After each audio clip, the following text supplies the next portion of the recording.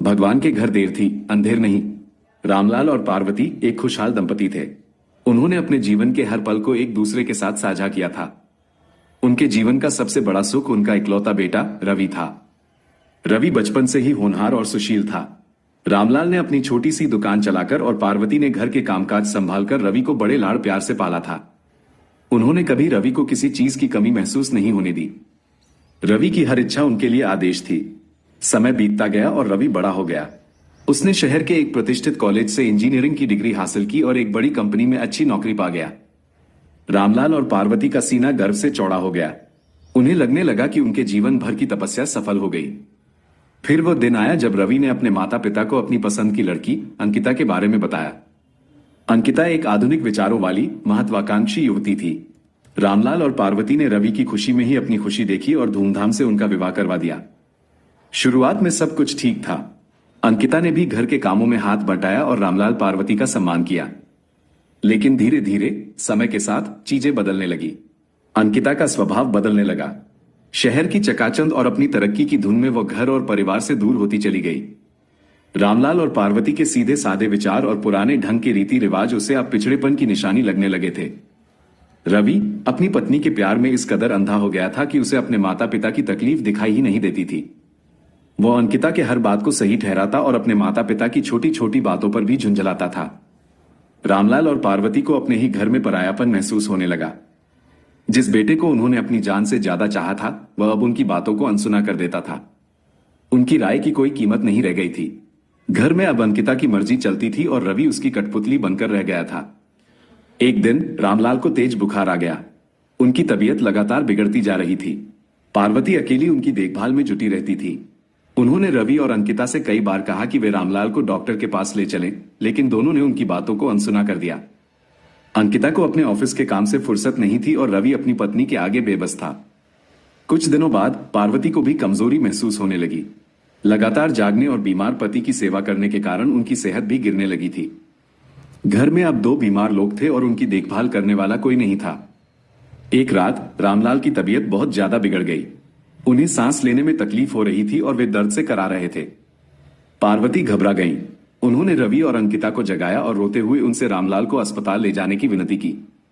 अंकिता ने नाक भान सिकोड़ते हुए कहा, अभी आधी रात को कौन अस्पताल जाएगा? सुबह देखेंगे। रवि भी अपनी पत्नी की हाँ में हाँ मिलाता हुआ बोला, हाँ मां, सुबह ले चलेंगे। आप चिंता मत करो। पार्वती के आंसू थम नहीं रहे थे। उन्हें अपने पति की जान खतरे में लग रही थी। उन्होंने गिड़गिड़ाते हुए कहा, बेटा थोड़ी तो दया करो। तुम्हारे पिताजी की हालत ठीक नहीं है। लेकिन रवि और अंकिता का दिल नहीं पसीजा। वे करवट बदलकर सो गए। पार्वती रात भर अपने बीमार पति के सिरहाने बैठी रहीं, उनकी हालत देखकर आंसू बहाती रहीं। सुबह हुई तो रामलाल की हालत और भी खराब हो चुकी थी। पार्वती ने फिर से रवि और अंकिता से अस्पताल चलने के लिए कहा। इस बार रवि थोड़ा डरा हुआ लग रहा था, लेकिन अंकिता अभी भी टाल मटोल कर रही थी। आखिरकार जब रामलाल की सांसें उखड़ने लगी तो रवि और अंकिता उन्हें अस्पताल ले जाने के लिए तैयार हुए। उन्होंने रामलाल को कार में डाला और शहर के सबसे बड़े अस्पताल की ओर रवाना हुए। अस्पताल पहुंचकर डॉक्टरों ने रामलाल की जांच की और बताया कि उन्हें तुरंत भर्ती करने की जरूरत है। पार्वती और रवि दोनों परेशान थे, लेकिन अंकिता के चेहरे पर शिकन तक नहीं थी। कुछ दिन अस्पताल में रहने के बाद रामलाल की हालत में थोड़ा सुधार हुआ, लेकिन वे अभी भी कमजोर थे और उन्हें लगातार देखभाल की जरूरत थी। डॉक्टर ने उन्हें कुछ दिन और अस्पताल में रखने की सलाह दी थी। एक शाम जब पार्वती रामलाल के पास बैठी थी तो रवि और अंकिता उनके कमरे में आए। अंकिता के हाथ में कुछ कागजात थे। मां जी, अंकिता ने रूखे स्वर में कहा, यह अस्पताल का बिल है। ये काफी ज्यादा हो गया है। पार्वती ने डरते हुए कागजात की ओर देखा। बिल की रकम सचमुच बहुत ज्यादा थी। उनके पास इतने पैसे नहीं थे। रवि ने कहा, और पिताजी को अभी कुछ दिन और अस्पताल में रहना पड़ेगा। इसका खर्चा और भी बढ़ेगा। पार्वती की आंखों में आंसू आ गए। उन्होंने कहा, बेटा हमारे पास इतने पैसे नहीं हैं। हमने तो अपनी जमा पूंजी तुम्हारी पढ़ाई और शादी में खर्च कर दी।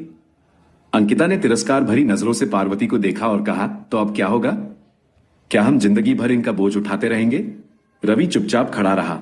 वो अपनी पत्नी की बातों का विरोध करने की हिम्मत नहीं जुटा पा रहा था। अंकिता ने आगे कहा, मेरा एक सुझाव है। क्यों ना हम इन्हें किसी सस्ते अस्पताल में शिफ्ट कर दें?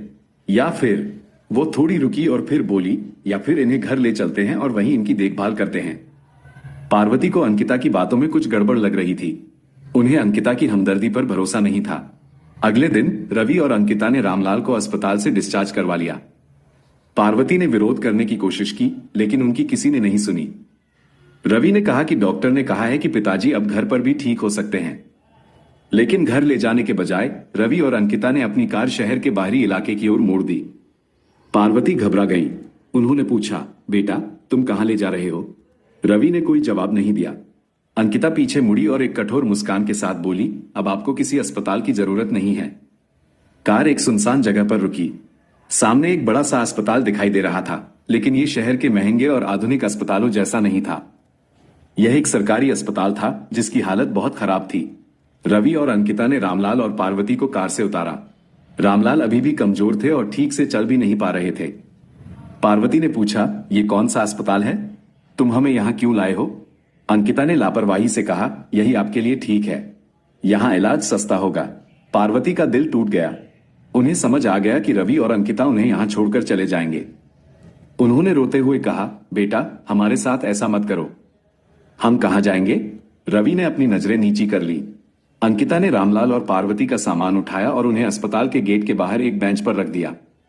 अब आप यही इंतजार कीजिए, अंकिता ने कहा और रवि का हाथ पकड़कर कार की ओर चल दी। पार्वती चिल्लाती रही, रवि, अंकिता, हमें छोड़कर मत जाओ।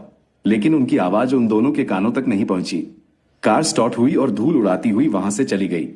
रामलाल और पार्वती अकेले बेसहारा उस अनजान अस्पताल के बाहर बैठे रहे। रामलाल की तबीयत फिर से बिगड़ने लगी थी और पार्वती के आंसू थम नहीं रहे थे। उन्हें लग रहा था कि उनके जीवन की सारी उम्मीदें खत्म हो गई हैं। जिस बेटे के लिए उन्होंने अपना सब कुछ त्याग दिया था, उसी बेटे ने उन्हें इस तरह मरने के लिए छोड़ दिया था। सूरज ढलने लगा था और ठंड बढ़ने लगी थी। रामलाल दर्द से करा रहे थे और पार्वती उन्हें सहला रही थी। उन्हें लग रहा था कि अब कोई चमत्कार ही उन्हें बचा सकता है। तभी उनकी नजर एक सज्जन व्यक्ति पर पड़ी। वह अपनी कार से उतरे और उनकी ओर बढ़े। उनके चेहरे पर चिंता और करुणा के भाव थे। क्या हुआ? आप दोनों यहां इस तरह क्यों बैठे हैं? उस व्यक्ति ने बड़े ही विनम्र स्वर में पूछा। पार्वती ने रोते हुए अपनी सारी कहानी उस व्यक्ति को सुना दी। उन्होंने बताया कि कैसे उनके बेटे और बहू ने उन्हें बीमार हालत में यहां लाकर छोड़ दिया। वह व्यक्ति सुनकर बहुत दुखी हुआ। उसने रामलाल और पार्वती को सहारा देकर उठाया और कहा, आप दोनों चिंता मत कीजिए, मैं हूं ना। उस व्यक्ति का नाम सुरेश था। वह एक समाजसेवी थे और अक्सर जरूरतमंद लोगों की मदद करते थे। उन्होंने रामलाल और पार्वती की हालत देखकर तुरंत अस्पताल के कर्मचारियों से बात की और उन्हें अंदर भर्ती करवाया। सुरेश ने अपने पैसों से रामलाल का अच्छा इलाज करवाया और पार्वती की भी देखभाल की। उन्होंने उन्हें ढांढस बंधाया और भरोसा दिलाया कि वे अकेले नहीं हैं। अस्पताल में कुछ दिन रहने के बाद रामलाल की तबीयत में काफी सुधार हुआ। पार्वती भी अब पहले से बेहतर महसूस कर रही थी। सुरेश नियमित रूप से उनसे मिलने आते थे और उन्हें हर संभव मदद पहुंचाते थे। एक दिन जब सुरेश उनसे मिलने आए तो पार्वती ने रोते हुए कहा, बेटा तुमने हम पर जो उपकार किया है उसका बदला हम कभी नहीं चुका पाएंगे। हमारे अपने बेटे ने हमें मरने के लिए छोड़ दिया था और तुम एक अनजान होकर हमारी मदद कर रहे हो। सुरेश ने मुस्कुराते हुए कहा, माँ जी आप ऐसा मत कहिए, आप मेरे माता पिता जैसे हैं। मैं तो बस अपना फर्ज निभा रहा हूं। उधर रवि और अंकिता अपने घर पर आराम से थे। उन्हें लग रहा था कि उन्होंने अपने बूढ़े माता पिता से छुटकारा पा लिया है, लेकिन उनके मन में कहीं न कहीं एक खालीपन और बेचैनी थी। उन्हें रात को ठीक से नींद नहीं आती थी और दिन में भी किसी काम में मन नहीं लगता था। कुछ दिनों बाद उन्हें खबर मिली कि उनके माता पिता एक सरकारी अस्पताल में भर्ती हैं और एक अनजान व्यक्ति उनकी देखभाल कर रहा है। ये सुनकर रवि को थोड़ा आश्चर्य हुआ, लेकिन अंकिता ने इस खबर को भी अनसुना कर दिया। लेकिन समय का पहिया घूमता है। एक दिन अंकिता की मां बहुत बीमार पड़ गई। उन्हें तुरंत अस्पताल में भर्ती करवाना पड़ा। अंकिता ने शहर के सबसे बड़े और महंगे अस्पताल में अपनी मां का इलाज शुरू करवाया, लेकिन इलाज बहुत महंगा था और धीरे धीरे उनके सारे पैसे खत्म होने लगे। रवि भी अपनी पत्नी की मां के इलाज में अपनी जमा पूंजी लगा चुका था। अब उनके पास और पैसे नहीं बचे थे। अंकिता बहुत परेशान थी। उसे समझ नहीं आ रहा था कि वह आगे क्या करेगी। तभी उसे अपने माता पिता का ख्याल आया। उसे याद आया कि कैसे उन्होंने अपने सारे पैसे उनकी पढ़ाई और शादी में खर्च कर दिए थे। उसे अपने किए पर बहुत पछतावा हुआ। एक दिन रवि और अंकिता उस सरकारी अस्पताल में पहुंचे जहां रामलाल और पार्वती भर्ती थे। सुरेश वहां पहले से मौजूद थे। रवि और अंकिता को देखकर रामलाल और पार्वती को बहुत दुख हुआ। रवि ने अपने माता पिता के पैरों पर गिरकर माफी मांगी। उसने कहा, माँ, पिताजी, मुझे माफ कर दीजिए। मैंने बहुत बड़ी गलती की। मैं अपनी पत्नी के मोह में अंधा हो गया था और आप लोगों को इस हालत में छोड़ दिया। अंकिता भी रोते हुए बोली, माँ जी, पिताजी, मुझे भी माफ कर दीजिए। मैंने आपके साथ बहुत बुरा व्यवहार किया। मुझे अपनी गलती का एहसास हो गया है। रामलाल और पार्वती का दिल पिघल गया। उन्होंने अपने बेटे और बहू को माफ कर दिया। उन्होंने सुरेश का धन्यवाद किया जिन्होंने उनकी मुश्किल समय में मदद की थी। सुरेश ने कहा, देखिए, मैंने तो बस अपना कर्तव्य निभाया। असली सबक तो रवि और अंकिता ने सीखा है। उन्हें समझ आ गया है कि माता पिता का स्थान जीवन में कितना महत्वपूर्ण होता है। उस दिन के बाद रवि और अंकिता पूरी तरह से बदल गए। उन्होंने अपने माता पिता की खूब सेवा की और उन्हें कभी कोई तकलीफ नहीं होने दी। उन्होंने सुरेश से भी अपने रिश्ते को मजबूत किया और हमेशा जरूरतमंदों की मदद करने का संकल्प लिया। ये कहानी हमें सिखाती है कि माता पिता का प्यार अनमोल होता है और हमें कभी भी उनका अनादर नहीं करना चाहिए। अहंकार और स्वार्थ में अंधे होकर हम अक्सर उन रिश्तों को खो देते हैं जो हमारे जीवन का सबसे बड़ा सहारा होते हैं।